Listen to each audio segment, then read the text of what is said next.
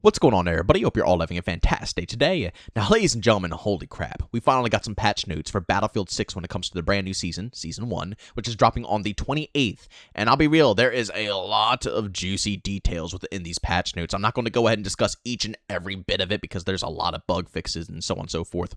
So, of course, I'll leave a link to this overall post down in the description of this video. But I am going to be highlighting over some of the most important factors that are going to change up the gameplay flow in a very good way. And I think a lot of people are going to be happy about all this stuff. But of course, ladies and gentlemen, before going dive on deep, if you guys are interested in more content like this, don't forget to subscribe and hit that bell. I post twice here, once at 8 a.m. Eastern Time and a second time at 5 p.m. Eastern Time. And also, if you guys are interested in my live streams, I do stream Monday through Saturday over on Twitch starting at 1 p.m. Eastern Time. Of course, if you guys are interested, go link that channel down in the description of this video. Alright, so ladies and gentlemen, for everything that is alive right now, like literally if you load into the game, the stuff is active. First and foremost, the custom search has been updated a little bit. So basically, you guys know how you can go into the custom search, pick the maps you want to play, pick the modes you want to play, so on and so forth. Sometimes I want to give you, an accurate selection. They changed that. So I went ahead and tested this, and indeed it's true. Basically, exactly what you pick is more than likely exactly what you're going to be going ahead and playing, which I really appreciate, because I do get tired of playing on the same map over and over and over again, and it's nice to kind of refresh a bit and say, okay, let's take all of these maps out of the rotation, just hyper prioritize this map in particular, and it still puts me there. So I'm really happy that the custom search is a bit better. Yeah, you might have to wait a little bit longer with queue times because you're being more precise when it comes to a server that you want to join, but it's still available, so it's nice. The vehicle spawn bug, a lot of people were having problems with this. This is now fixed within the game. It's actually been fixed, where some vehicles failed to go ahead and spawn, so that's nice to see resolved. And they also went ahead and made some changes to the portal server availability. Now, this I'm still very questionable about. I have to give this some time and some more effort. My biggest concern when it comes down to the portal browser still lies in the fact that it's hard to get one up and active. It's just rough. As I stated before, I'd much rather pay money for my server to be, up and active and be on the front page and have people join. But when you put up a persistent server and like I'm, getting people from my stream to join, we can only get 15 to 20 players in and nobody else joins. And now you can't backfill your lobbies in order to get full XP. So the only way you get full XP in your lobby is to not backfill, meaning no bots whatsoever that players can join and take away from. It has to be only players. So it's just a 10v10 basically the whole time until maybe someone might magically join the server, which for me personally has still not happened. And then of course when we all get offline, what's the point of having the persistent server when nobody's going to join it anyway? I don't know. I don't know. Portal is a little bit of a letdown for me, but I am willing to give them a little bit more time to see if they could cook up with it. But I'm holding off on that commentary, until later down the road. But that's basically everything that we have right here, right now.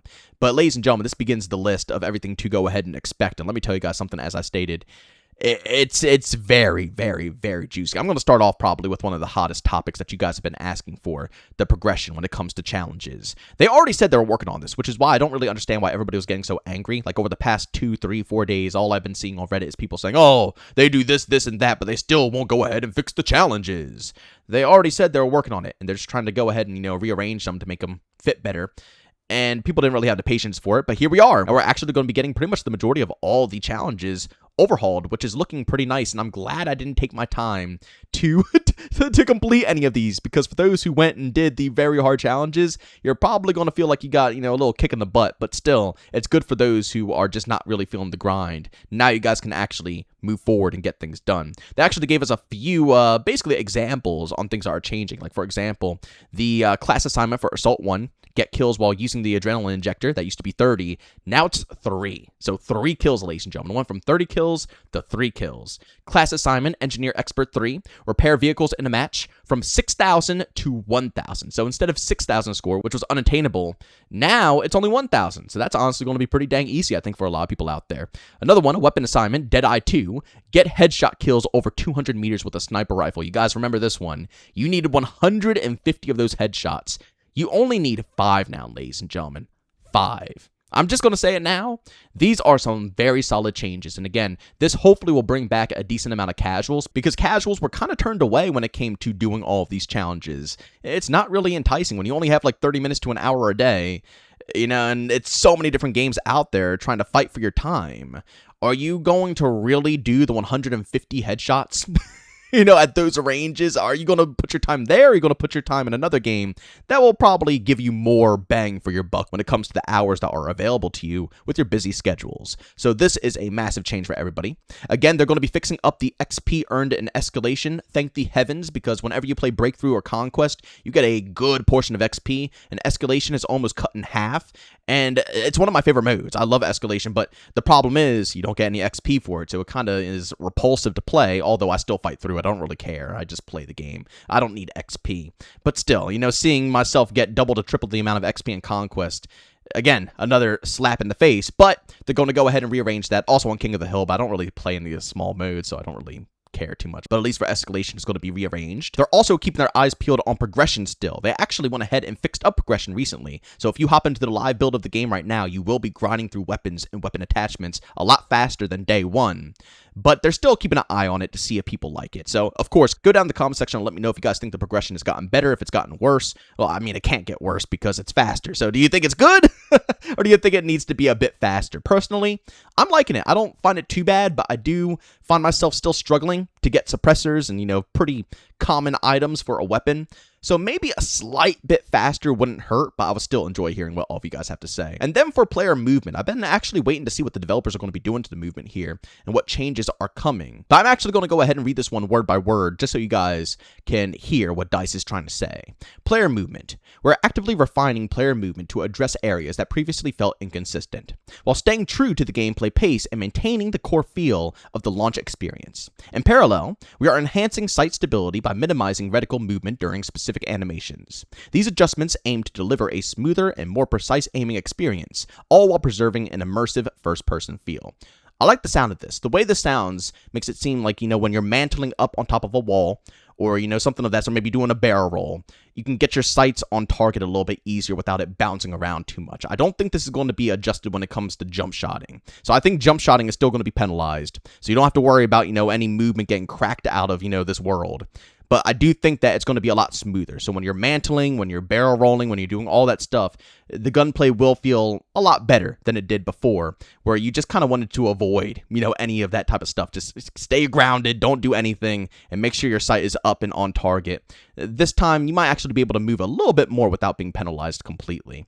As long as it doesn't make it like a crackhead shooter, I'm fine. Seriously, I gotta be real, I'm getting tired of crackhead shooters. I still enjoy them, but it's a nice change of pace what Battlefield has brought to us, and as long as they don't take it too high up, I think that the majority of the community is going to be pretty happy here. They're also going to go ahead and continuously keep working on visibility for those who already know, who played this game a decent amount. When you're indoors, especially on maps that are pretty bright, and you try to look outside, it is stupidly blinding. You can't see anything. So they are going to be working on this. They have addressed it, and it might not come exactly with Season 1. It might be a little bit afterwards, but it's still on their radar, and they're going to get the job done. And this one right here is an absolute massive one for me personally. Weapon dispersion, basically bloom for all the guns. The ARs should be resolved at the beginning of Season 1 because, as we all know, the ARs have a ridiculous amount of bloom compared to the other rifles.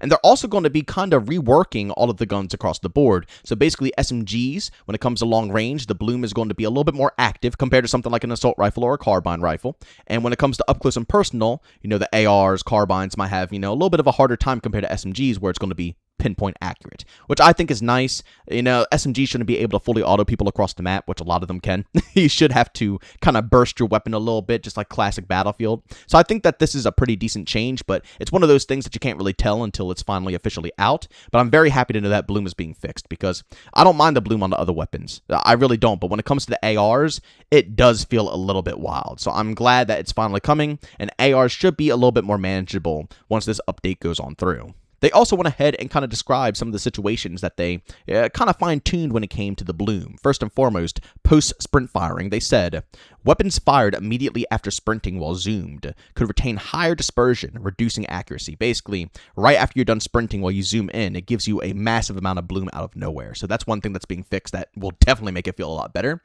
And also, movement start. Dispersion was increasing faster than it should when players began moving, making even small adjustments unexpectedly impact precision.